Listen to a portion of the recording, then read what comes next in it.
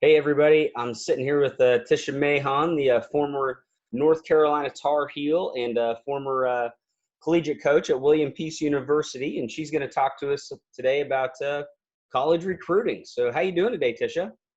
Very good. Thanks for having me on here. I really appreciate it. Well, you're very welcome, and I'll just turn it over to you and let you talk to the kids. Okay, sounds good. So I guess today I'm taking a little bit of a different approach. I know the other coaches have talked about some really good stuff, and so I kind of wanted to be a little different. But I just wanted to bring up some questions that you should ask yourself whenever you're going through the recruiting process, and talk about a little bit of some personal development. So the questions I have, it's about 9 questions, I think, but I'll just kind of go through those and talk a little bit on them. Okay, so my first question is, what is your why? Why is it that you want to play at a higher level? I think that's a really big question that you need to ask yourself.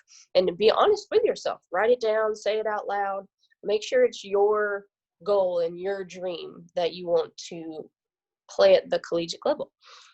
The next question is what do you want out of your college experience? So what kind of atmosphere do you want? Do you want a big school? Do you want a little school? Do you want a small classroom with 20 people in it? Or do you want an auditorium filled with people in your classroom? Is it somewhere where do you want to be in the country or do you want to be in the city? Things like that. What division of play would you like to play at? So do you want to play D1, D2, D3, NAIA, JUCO? There's so many options. I feel like a lot of times people think that D1 is the only way, and D1's a great way. That's the way that I went, and that worked out really well for me. But for some of my friends, D2 and D3 worked for them just as well, and they had a lot of success with that. Next question, what part of the country would you like to be in? How far do you want to be from home? Are you a homebody? Do you feel like you need to be within an hour of home? Do you feel like you need to be within 8 hours of home? It just depends how far you want to be, from your family, from friends, things like that. But it is an opportunity when you go to college to make more friends and make new family. I will say, whenever I was playing, my teammates ended up being closer to me than my family throughout that time, because we're with each other 10 months out of the year, possibly 5, 6, 7, 8 hours a day. So you become very close. Would you like to be in a rural or populated area? I kind of said this one earlier with what do you want to do with your college experience, or what experience do you want it to be like?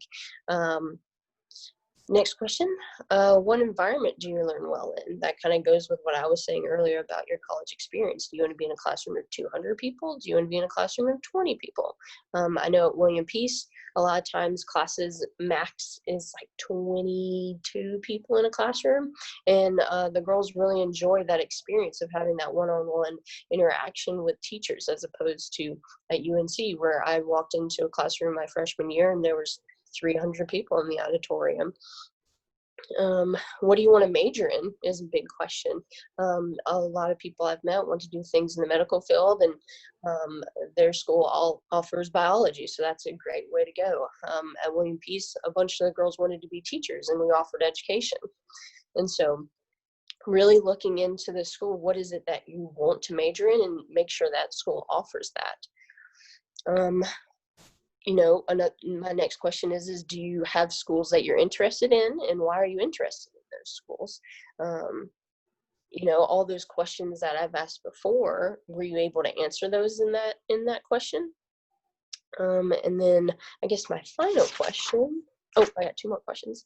My next question is, if softball was out of the equation for softball players, volleyball, basketball, whatever sport that you play, if you were to take that sport out of the equation, would you still want to go to that school? Because injuries happen, people get tired of playing, people end up transferring. So what is it, like if you take softball out of the equation, do you still feel like you'd be happy at that school? And then my last question, what camps have you been to?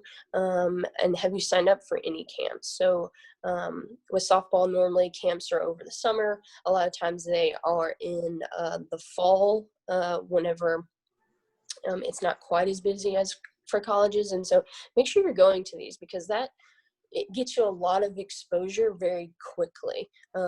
Whereas sometimes you could be, playing one weekend and a coach, well, for softball, you're playing at these tournaments where there's hundreds of teams and there's thousands of girls, and a coach could be going by and see you for maybe 30 seconds. Whereas at a camp, you could be there for 5-6 hours, and they have that FaceTime with you. They really get to know you as a person. So camps are really important. And so that's kind of it for my questions. But I really love also too self-development. I do a lot of it myself. I read a lot. I watch TED Talks. I love TED Talks, and I wanted to share 2 of my favorite ones right now. And the first one is by Amy Cuddy. It's called Your Body Language May Shape Who You Are, and that's a really cool one. Talks about power poses. And so I don't want to give too much away, but definitely check that one out. They're really short. I think it's about 14 minutes long. And then the second one is by Patrick Lencioni. I think I butchered his name. But the title of it is Are You an Ideal Team Player? And it talks about being a good teammate, and how you can get better at being a good teammate and being a good leader. So those are 2 of my favorite right now. But I hope you guys took something away from this video. I hope you enjoyed it. And once again, thanks for watching, and thanks, Brig. You bet.